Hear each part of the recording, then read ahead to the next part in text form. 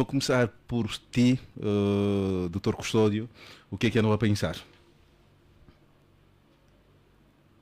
Ora, eu penso que o que chamou a atenção, de um modo geral, a todos nós no país inteiro, foram, de um lado, a discussão na generalidade de quatro projetos de leis, finalmente, depois de muito tempo, ao longo dessa semana, dia 23, por parte da Assembleia Nacional, em que foram aprovados os últimos quatro pacotes legislativos, dentre os 10 já aprovados, para finalmente compor o tão esperado pacote legislativo autárquico, né? Destacamos aqui dois projetos de leis de iniciativa do Empalão da UNITA, que é a Lei de Institucionalização Efetiva das Autarquias Locais, proposta de lei da UNITA, e outro, a Lei de Institucionalização das Autarquias Locais de Iniciativa do Empalão, né?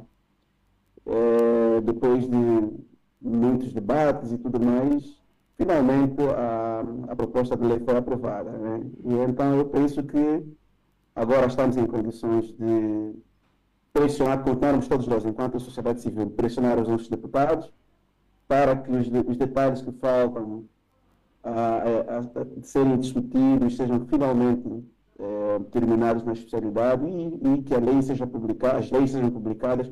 Mas a minha expectativa é que as eleições autárquicas sejam convocadas ainda este ano para serem realizadas ao longo do ano 2025. Essa é a minha expectativa, por um lado. Por outro, o que também chamou a atenção no país todo foi a publicação de decreto presidencial referente aos tais mais de 323 milhões de euros, diga-se de passagem, relacionados com a pretensão do Estado angolano e empréstimo, por incrível que pareça, para a compra dos tais de 600 autocarros, em que um vai custar aí mais de 540 mil euros, sensivelmente, né? A respeito disso, eu fiquei pensando na forma como, infelizmente, nós estamos a governar o país. É que nós também estamos cansados de o tempo todo batermos na mesma tecla, e parece que as coisas não mudam. E, efetivamente, eu acho que a publicação desse decreto presidencial é a clara demonstração de que, infelizmente, quem governa este país não está preocupado com a realidade do país, não está preocupado com transparência, com diminuição do Estado, redução de custos, não está preocupado. Olha, a título de exemplo, em relação a isso, essa semana eu vi um vídeo publicado pelo prefeito de Campinas. Campinas é o nono maior município do estado de São Paulo. São Paulo tem mais de 500 municípios, e Campinas é o nono em termos de PIB, conhecimento, crescimento econômico e tudo mais, né? E o prefeito de Campinas vai licitar, vai adquirir 1.000 autocarros de última geração, ar-condicionado, autocarros elétricos, ao preço 1.000 autocarros orçados em mais de 1.000 milhões de reais. Isso é equivalente a cerca de 200 milhões de dólares, fazendo assim uma conversão direta, já que o dólar no Brasil está quase R$ 500 por ano está de $100, né? Então eu paro e penso, poxa vida, 1.000 autocarros vão custar cerca de 200 milhões de dólares. No Brasil, autocarros de última geração, tecnologia elétrica, com Wi-Fi inclusive, né? E do outro lado, quando nós olhamos para o nosso país, nós vemos, infelizmente, eu não tenho outra palavra a dizer, essa pouca vergonha. Na verdade, a mim dá mesmo pena, né? E depois, o mais agravante ainda foi depois, por intermédio das críticas que nós fomos fazendo, que a sociedade foi fazendo, né?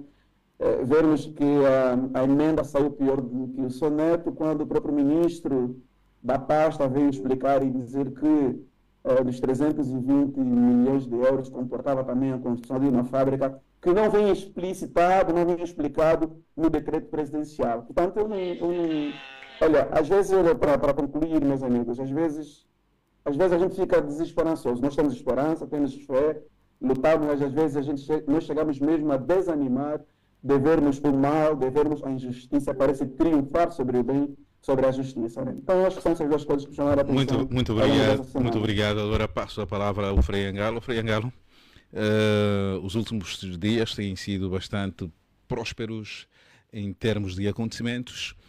e, naturalmente, como um cidadão atento, ando a pensar em muitos deles. Naturalmente, há algum que lhe chamou mais a atenção. Pode partilhar connosco? Frei Angalo? Frei Angalo? O Frei está a falar ao telefone. Ao telefone. Então, Coque, passo a palavra para si. O que é que anda a pensar? Eu estou a pensar na falta de ouvido por parte das pessoas que nos governam, ou seja, a gente fala, a gente grita, mas nunca somos tidos. Eu, na semana passada, voltei a falar das pessoas que perderam a vida por conta, desconfia-se, da água que foi consumida aí na COP. Esteve lá o pessoal que foi averiguar o que é que se passa, tiraram a amostra da água, levaram, mas não há até agora uma palavra, não há até agora, por exemplo, uma demonstração de compaixão, de sentimento, nem da parte do governador provincial, nem da parte do presidente da República, quando morrem 38 famílias, 38 pessoas só num bloco, né? Só num quarteirão. E é um número muito, muito elevado. Eu consegui olhar para o Custódio aqui a falar de questões que vai, vai falando, como se, epá, isso dá pena, ele diz isso dá pena. E eu costumo dizer que estas coisas de estar na selva às vezes é muito complicado, porque o direito, a ética, as normas funcionam melhor na civilização. Nas selvas, como o nosso caso, é muito difícil, Mas o porque não sei. Coque não está a Sim, diga. exagerar. Acha que nós vivemos numa selva onde ninguém ouve ninguém? Não, é assim, a forma como se dirige este país, como se montam as pedras deste país, não tem outro termo senão este. Não é possível ver o que a gente vê, percebes? As pessoas estão a morrer porque beberam uma água imprópria. Ninguém diz nada, ninguém é responsabilizado. O SIC não diz nada, não faz nada. A PGR não diz nada e não faz nada. Quer dizer, as pessoas que morreram não têm valor algum. Esta, E é assim mesmo. esta insensibilidade também conta com a colaboração da própria população, que está a acontecer um problema grave, mas a reação pública é inexistente. Fica-se com essa impressão de que É assim, somos. se a população está nesse espaço, né, nesta dimensão de espaço que foram educados a este modo de ver, esta forma de encarar as coisas, pois eles são apenas vítimas, percebes? A população acaba sendo vítima da situação que está a viver. O que é que a população fez? Fez denúncia. Foi a população que denunciou. O que é que queremos que a população faça mais? Eles estão a morrer, estão a pedir apoio, estão a pedir ajuda.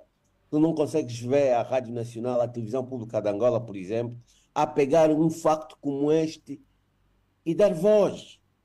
Um ou outro órgão é que passou, depois aqui vem a questão. No passado tínhamos muitos órgãos privados, por exemplo, jornais, hoje deixaram de existir.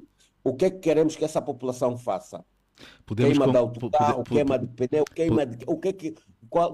Por que é que associas a forma inapta da população reagir a uma situação como essa? É que a população é vítima e não tem o que fazer.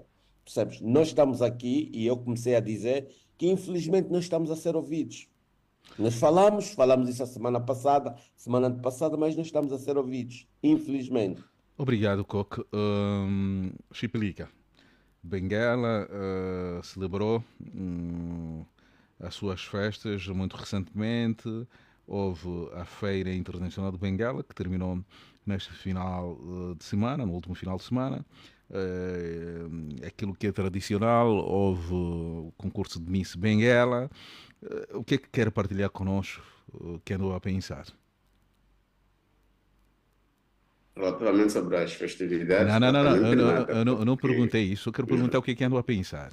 Se isso foi sim, marcou a sua reflexão, pode estou já a partilhar. fazer, estou fazendo uma introdução, né, sobre as festividades, praticamente nada, porque em relação, por exemplo, à feira, os resultados concretos não acontecem, porque devia ser, pelo menos, a questão da empregabilidade, industrialização da província, fábricas, enfim, em termos empresariais, Benguela devia, cortamos na 13ª edição, e olhando, e não há balanço efetivo das feiras já realizadas. Essa é a 13ª, e, portanto, parece ser mais um encontro de amigos, e Acha não que temos mais nada a é a dizer. altura de se começar a Agora, tem só repensar? dois, É a altura de se começar. são só dois pontos Uh, importantes. ok. Primeiro, em Mas antes relação, responda a minha embora não se pergunta, faça propriamente, Chipelica, não percebi. responda a minha pergunta.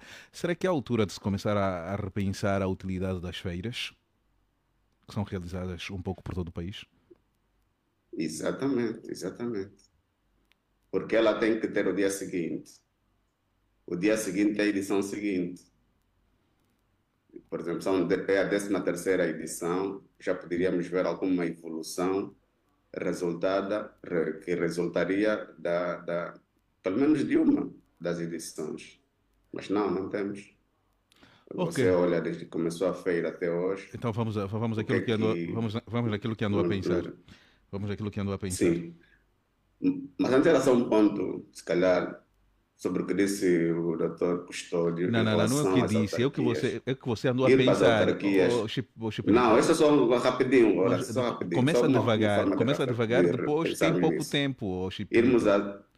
Vai, Sim, mas sempre que eu começo a falar, está sempre a se opor, porque não, quando mas falou o tempo que não, mas falou, falou o que ele o Custódio pensa. falou o tempo que O que ele falou, mas pensa. quando chega a minha vez, tem sempre que estar por cima de mim. Você já Horácio. quer responder o que os outros disseram. Eu quero ouvir o que é que andou a pensar. Artigo 23 da Constituição, Horácio. Princípio da igualdade jurídica e de oportunidades no caso. Mas pronto, vou lá ao que interessa. Há uma decisão do Tribunal Constitucional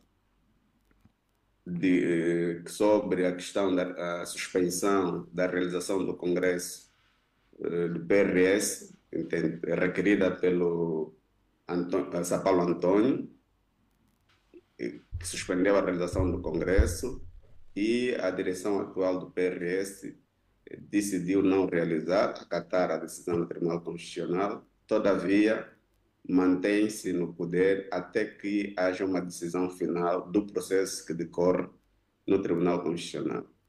Qual é a consequência? Essa direção mantém-se no poder, sabe que daqui a 2 anos vai demorar o processo até chegar ao final, enquanto isso prepara a cama para a reeleição. Qual seria a opção política razoável? Acatar a decisão, criar as condições para que o militante que tinha sido afastado participar das eleições e depois terem uma nova direção e prepararem-se para o processo eleitoral de 2027. Com esta posição da direção do PRS, perde-se tempo, porque no momento em que estariam a preparar-se para as eleições, vão ainda discutir a liderança do partido. E isto fragiliza. Portanto, é uma situação que passou praticamente despercebida da opinião pública, mas esta aceitação, esperar a decisão final de um processo que decorre no Tribunal Constitucional, vai levar o tempo que levar e poderá fragilizar o partido nas próximas eleições, até porque, olhando para o processo desde 2008, tem decaído gradualmente. É isto que andamos aqui a pensar, Horácio. Muito obrigado, Dr. Jaime. É a sua vez de partilhar connosco as suas reflexões. Olha, eu essa semana estive a pensar um pouco, mas é um pensamento recente, sobre a reunião dos ministros de energia daqui da região da SADC. E foi dito pela responsável do Pelouro Regional que precisamos qualquer coisa como 60 mil milhões de dólares para que efetivamente se alcancem os objetivos de eletrificação da região. Angola precisa mais ou menos de 11 mil milhões de dólares para cumprir a meta que foi estabelecida aqui a nível da região, Mas eu trago essa reflexão porque já faz algum tempo que, a nível da União Africana, houve o compromisso de industrialização da África. E os países foram recomendados a apresentarem um programa de industrialização. Dos 50 e qualquer coisa, apenas 26 apresentaram programas de industrialização. Desses 26, consta Angola, cujo programa vence já a sua vigência no próximo ano. Mas sempre chamou-se a atenção que, sem disponibilidade de energia efetiva, não apenas capacidade produtiva, mas depois de fazer o investimento no transporte e distribuição, aquele programa estava fadado ao fracasso, tanto no caso concreto de Angola como a nível daqui dos países da nossa região e do continente de uma forma geral. A SADC também avançou com outro programa de industrialização daqui regional. E Angola está nesse momento a liderar a SADC, e o dos principais eixos da liderança de Angola é justamente o programa de industrialização. Só que quando eu olho para os programas de industrialização dos nossos países aqui da região, eu não consigo encontrar de que forma é que esse programa de industrialização está casado, combinado com a agenda do mercado comum daqui da região. Porque desde 92 que se redefiniu a SADC, 2000 e pouco que se avançou com a agenda de integração, parece que os países da SADC estão relutantes a integrarem economicamente. Do modo geral, estão todos preocupados em estabelecer relações muito privilegiadas, muito próximas com o Ocidente, com o Brasil, com a Rússia, com a China, com os Estados Unidos, e nos esquecemos que temos que procurar integrar as nossas capacidades, as capacidades econômicas aqui regional, integrar as nossas infraestruturas que podem ser compartilhadas para que o programa, o projeto político de integração regional seja efetivamente um facto. Então, chama-me a atenção isto. Depois de tantos anos da assunção da agenda da União Africana, da SADC, só agora decidiu-se então refletir sobre o principal pressuposto de constrangimento: disponibilidade de energia elétrica. Então eu trago aqui essa reflexão para pensar um pouquinho, para refletirmos um pouquinho como é que as nossas lideranças a nível da região não conseguem cumprir sequer aquilo que se comprometem a fazer. Então estaremos a dar um cartão vermelho a quem tem a responsabilidade de governar os diferentes povos daqui da região da África Austral. É um problema, com base nesses dados, é um problema muito sério. Indicadores. E nós sabemos que não existe, tirando aqueles países que se transformaram em paraísos fiscais, mas não existe nenhum pressuposto tão importante para o desenvolvimento como a inovação e a indústria. E sem eletricidade não há nem inovação nem indústria. Então, e olhando aqui para as nossas lideranças regionais, há muito tempo que há esse compromisso da industrialização da África, industrialização da SADC. Angola também assumiu um outro compromisso, que é os países africanos poderem, de modo coletivo e esforços individuais, desenvolverem uma indústria farmacêutica africana para deixar de depender das importações de medicamentos do resto do mundo. E Angola efetivamente fazia parte desse comitê diretor que foi encarregue pela União Africana, que é para poder desenvolver um projeto de indústria farmacêutica a nível do continente.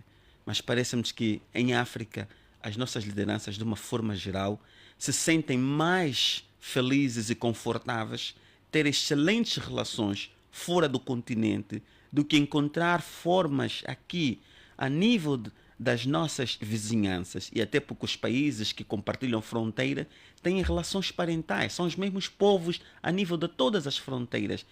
Mesmo essa relação parental não é capaz de mobilizar esforços políticos no sentido de haver uma maior integração, maior trocas comerciais, a transferência de tecnologia e saber permitir a mobilidade dos quadros com competência de um país para o outro, para ver se conseguimos sair dessa dependência que nos encontramos das maiores potências mundiais.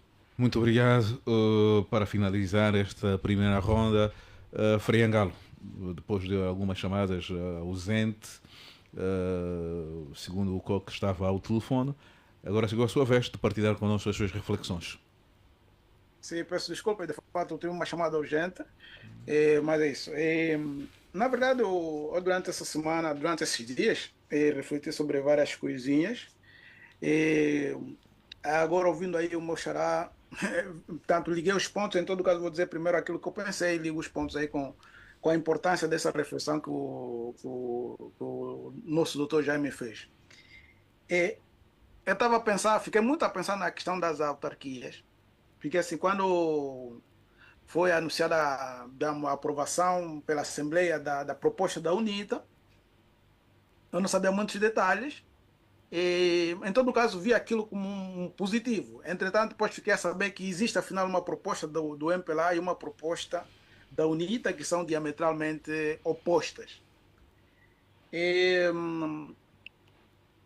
Eu sou apologista da importância da implementação das autarquias. Isso porque, tanto, eu acredito que as autarquias trazem uma cultura de democracia no país. Okay, trazer uma cultura de democracia no país. E o que nós percebemos que a democracia não virá democracia em Angola por decreto presidencial ou por vontade ou por aprovação da Assembleia Nacional ou qualquer outro diabo. Portanto, a democracia é uma cultura. Então, uma cultura se desenvolve na história de um povo. E as autarquias, portanto, seriam, para mim, um elemento inspirador para um ambiente mais democrático. Ligando, digamos, fiquei um pouquinho decepcionado com esta situação, digamos, de saber que afinal existem, tipo, parece que aqui estamos em brincadeira de gato e rato. Aprova-se a lei vamos dizer, a proposta da UNITA, mas já existe a contraproposta do MPLA, que é para depois o país não ir a lado nenhum. É super interessante também, portanto, gostei muito da intervenção do deputado, como é que chama esse que eu brinco muito, ele, o Abel Sapinhala, como falou, sobretudo como falou e o que falou. Tanto que ele apresentou-se como um deputado do país, não como um deputado da UNITA. Acredito que isso é super importante. E não estava a defender uma posição da UNITA. Ao menos aquilo que eu consegui compreender na exposição do Sapinhala, e eu acredito que é super importante os deputados, em algum momento, deixarem de parte aquilo que é o interesse do partido e colocar no centro o interesse nacional. E por isso eu penso que as autarquias deviam se fazer uma espécie que se chama conclave. Não se sabe porque os nossos ouvintes, aí os nossos manos, sabem porque que a eleição do Papa se chama, vamos dizer, quando os cardeais se reúnem para eleger o Papa, aquilo se chama conclave. Não sabem porque que se chama conclave, né? Por que que se chama conclave, Frei? Podia já ajudar. Okay. Conclave quer dizer com chave. Conclave quer dizer com chave. Então houve uma eleição do Papa que os cardeais estavam sempre a perder tempo e não anunciavam coisa, não anunciavam a eleição do novo Papa. E então a população decidiu fechar os cardeais na sala e não saíam até que tivessem decidido. Então por isso é que se chama conclave, né? Então, para mim, a decisão sobre as autarquias nesse momento no país devia ser esse conclave, mas com os deputados fechados na Assembleia, não saiam daí enquanto não decidissem sobre a questão das autarquias. As autarquias. Isto por quê? Faço agora a ponte com aquilo que o doutor Jaime estava a falar, que é sobretudo ligado à economia. Okay? Há uma economista hoje muito respeitada africana chamada Dambisa Moyo, e ela tem a tese de que a economia precede a democracia. Quer dizer, se você tem um povo simplesmente miserável, pobre, um contexto de confusão, você não vai conseguir efetivamente implementar uma democracia decente. E aquilo que estava aí a dizer o Dr. Jaime, sobre a integração regional, aquelas coisas, todos esses elementos que ele trouxe, nos chamam para a nossa casa também. Como está a nossa economia? O que é que vamos integrar? Qual é o nosso contributo? A nossa tarefa de casa? Angola, vamos dizer, Angola que tem muita mania de grandeza, por vezes se coloca em frente de projetos só para fazer propaganda, mas era super importante. Muitos desses detalhes que o doutor Jaime disse são extremamente relevantes para o desenvolvimento tanto nacional como desenvolvimento regional, mas é que é preciso força. É preciso força. Mas primeiro e antes de tudo, nós temos que ter, por exemplo, o aspecto econômico bem resolvido e clarificado em Angola. E acha que Em Angola, só pode haver uma democracia saudável quando resolvermos os problemas econômicos? Está a querer passar essa mensagem, Frei? Efetivamente, se você num contexto de pobreza, você tem confusão. É aquilo que dizer, mesa de pobre só dá confusão. Então, primeiro nós temos que resolver os problemas econômicos bem resolvidos. Isso vai alavancar a atenção, que é aquilo que estava a dizer o doutor Jaime. Né? Se você não tem energia, não tem inovação, não tem nada. Ok? Então, nós com os problemas econômicos resolvidos vamos conseguir investir na educação. Investir na educação significa criar mentes com capacidade de iniciativa e inovação, mas também com capacidade de manutenção daquelas estruturas que tem. Porque, por exemplo, falta de água nos municípios, aquelas mortes que o Mukuta falou. No tempo colonial, nós tinha água até nas montanhas, no tempo colonial. O que é que se fez? Destruiu-se. Não se fez manutenção. Olhando para esta tese, Deixa eu fazer uma pergunta. Se eu entendi, o Frei está querendo dizer, enquanto nós não melhorarmos a economia, não dá para darmos outros passos a mais. Mas por esse critério, Frei, a Rússia seria uma democracia. A Rússia é um país miserável. Mano, não meta uma coisa. A Rússia é um país miserável. Você sabe o nível de pobreza que a população russa tem? Não. A Rússia tem um PIB igual ao Brasil. Isso é propaganda, mano. Fale com quem conhece a Rússia. Fale com quem conhece a Rússia.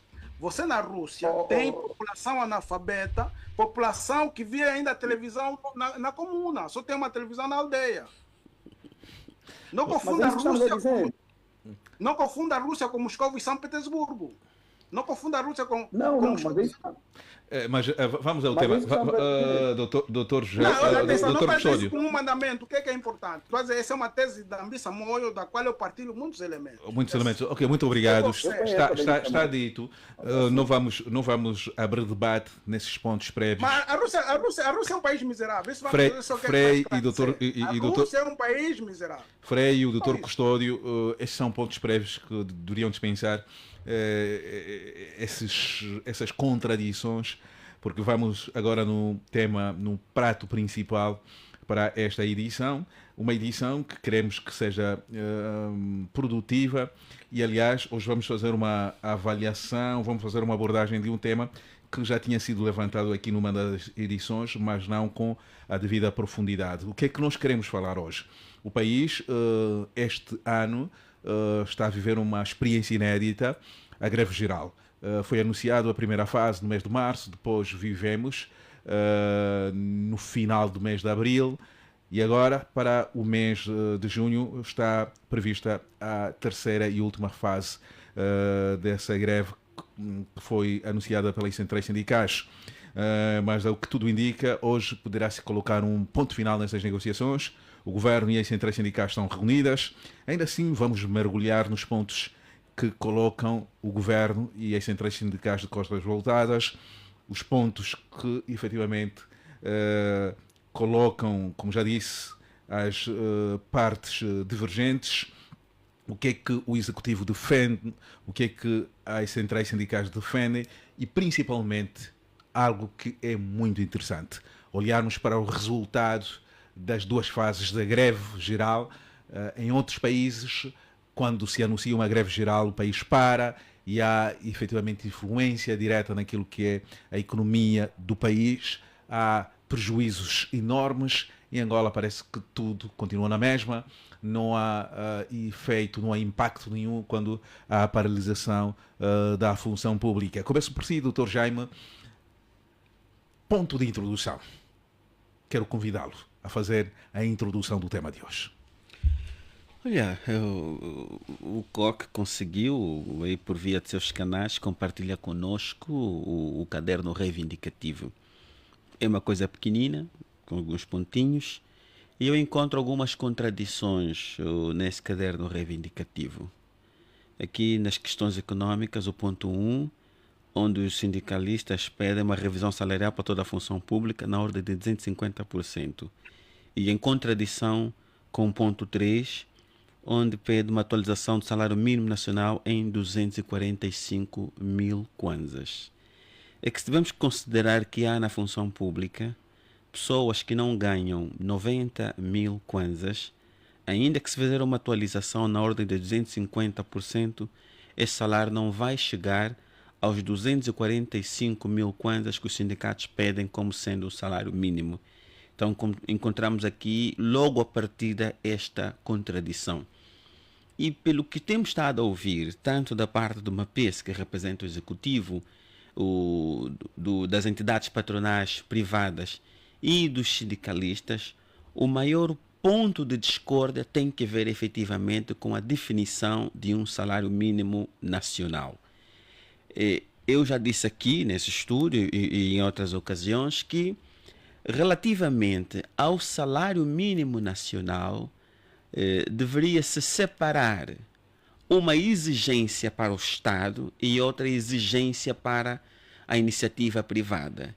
E mesmo a nível da iniciativa privada, devíamos estratificar as entidades patronais, as grandes empresas, as médias, as pequenas e as microempresas. Nós poderíamos ter, desculpa a expressão, uma panóplia de vários salários mínimos em função da dimensão econômica da empresa e ter um outro salário mínimo para a administração pública, quer seja central, periférica, direta e indireta. Aquele que fosse o salário mínimo definido para a função pública também deveria ser o salário mínimo para todo o setor empresarial público. Desta forma, o sindicato deveria ter várias discussões.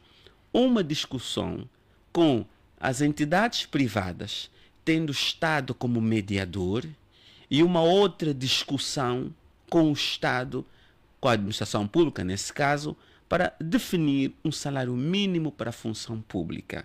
Porque os outros elementos que estão aqui no caderno reivindicativo, alguns que se referem a alterações legislativas, deviam ser endereçados à Assembleia Nacional.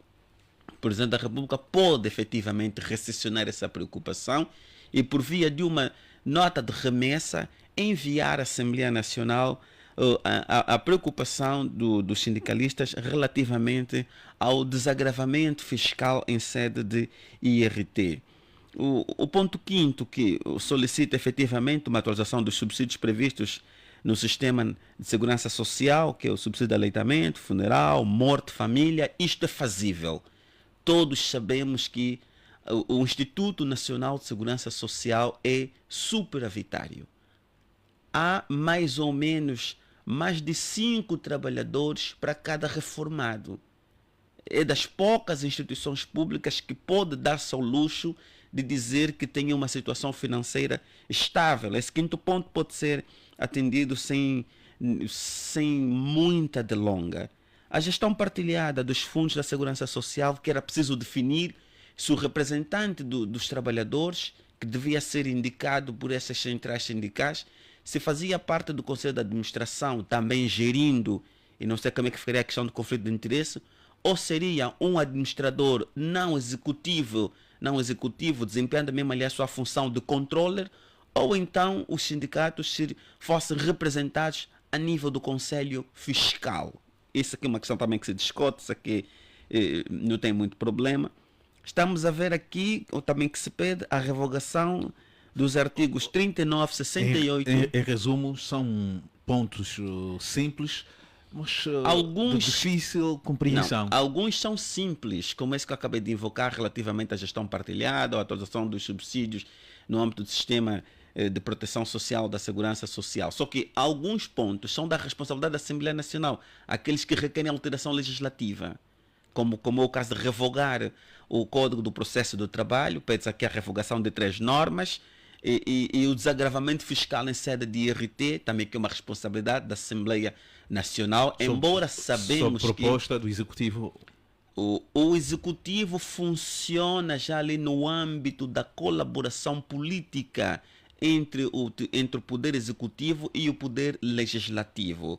Porque essa é uma questão que o Presidente vai poder dizer. Não é minha competência, efetivamente, responder sobre essas questões. Para finalizar nesta introdução. Para finalizar, eu devo dizer que as partes têm tudo para poderem chegar a um acordo, desde que haja a inteligência necessária de dividir as responsabilidades. Aquilo que não vai ser o executivo a responder, porque o executivo pode dizer sim, eu pago 250 mil kwanza. E aquela senhora que tem 2 carrinhos de picolé com 2 moços que vendem picolé, também vai pagar 250 mil kwanzas?